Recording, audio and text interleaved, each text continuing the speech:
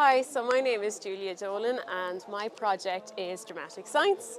So dramatic science is literally just using the techniques or the methodologies of drama to help students understand abstract concepts in science across biology, chemistry, physics and earth and space. So I work with students from the ages of 13 all the way up to 18, getting them up out of their seats, active and actually being the science and gaining this scientific identity in the classroom.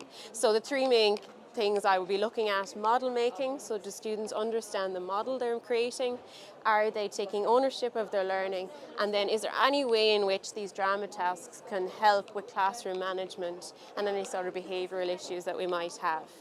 So just go through some of the examples of lessons I have created.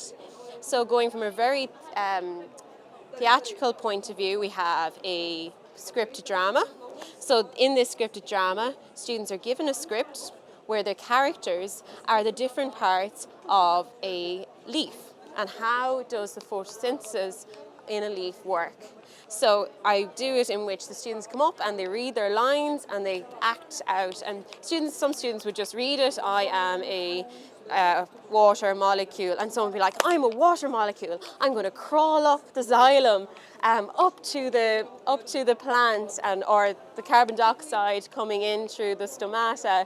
Some of them would like fly in on a wheelie chair, while others might just walk in and like, I'm a carbon. So there's a different level students can take with that. So scripted dramas can be used across all the different disciplines, and they just give the students an opportunity to act out the science.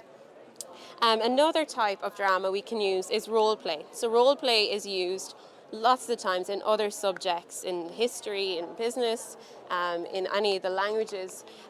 So we're given a role, and usually the roles is we're humans. But in this case, you are a subatomic particle. So you're no longer a human. You have to embody the subatomic particles. So for example, the neutron, the electron and the proton. And I ask students first to do a warm-up. So run around the place, be a circle, be a square, be a dishwasher. That was very interesting.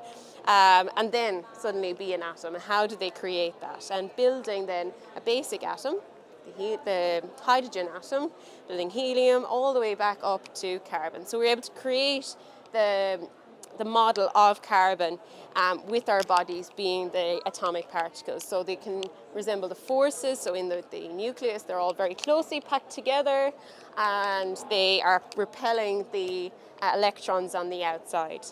So that's role playing, and that can go from very basic all the way up to dealing with covalent and ionic bonding, the transfer of electrons back and forth between the atoms. As a physicist, of course, I love doing drama when we're talking about electricity, because electrons, they might be negative, but they have so much energy. And to illustrate what's actually happening inside a copper wire before students go on to build circuits is very important to me, that they understand the electrons are moving, and they're not going to move unless they have a push. So I get them to run around the room as electrons, but I say, well, what's giving you energy? They might say a battery.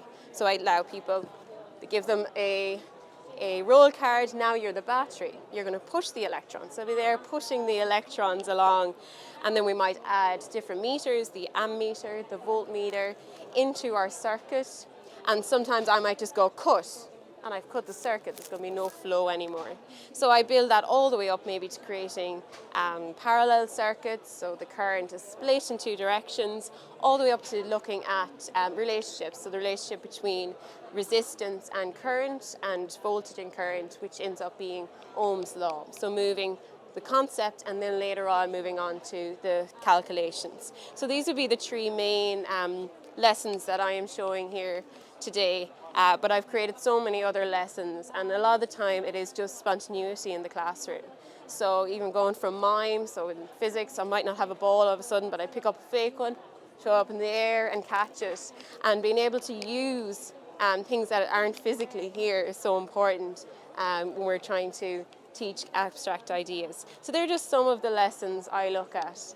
But going forward, you can go on to perform in front of younger kids and so on. So students really, really enjoy it. They come out of their shell, especially after COVID times now. Lots of students are quite difficult to communicate in the classroom. So I find this a great way to just get them to interact and enjoy science.